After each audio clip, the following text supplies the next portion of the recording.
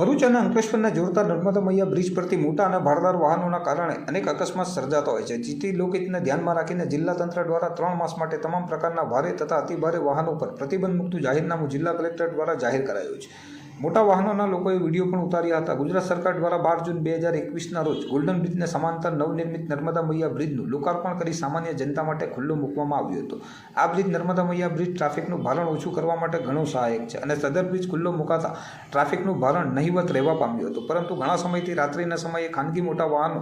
જેવા કે ખાનગી બસ, ટ્રક જેવા ભારે વાહનો સદર નર્મદા મૈયા બ્રિજ પરથી પસાર થવાના કારણે નાના મોટા અકસ્માતોમાં ખૂબ જ વધારો થવા પામ્યો છે, જેને સામાન્ય નાગરિકો દ્વારા વિડીયો તથા ફોટો દ્વારા અનેક વખત રજૂઆત કરવામાં આવી છે। નર્મદા મૈયા બ્રિજ ભરૂચ અંકલેશ્વર શહેરને જોડતો બ્રિજ હોય આ બ્રિજ પરથી ભરૂચ અંકલેશ્વર ખાતે રોજિંદા નોકરિયાત તથા વેપારીઓ તથા સામાન્ય જનતા સદર બ્રિજ પરથી પસાર થાય છે। એબીસી સર્કલથી નર્મદા મૈયા બ્રિજ તથા અંકલેશ્વર તરફથી અવરજવર કરતા ભારે મોટા વાહનો જેવા કે લક્ઝરી બસો, ટ્રકો વગેરેના કારણે ટ્રાફિકની સમસ્યા પણ રહી છે। એબીસી સર્કલથી નર્મદા મૈયા બ્રિજ સુધીમાં મોટી હોટલો, કોમ્પ્લેક્સ, મોલ તેમજ કોલેજો, બસ સ્ટેશન આવેલ છે, જેથી ભારેથી અતિભારે વાહનોની અવરજવરના કારણે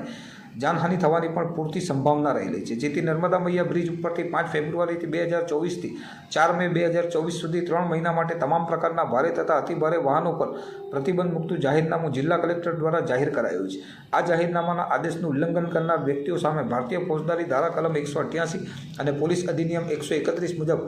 શિક્ષા કરવામાં આવશે।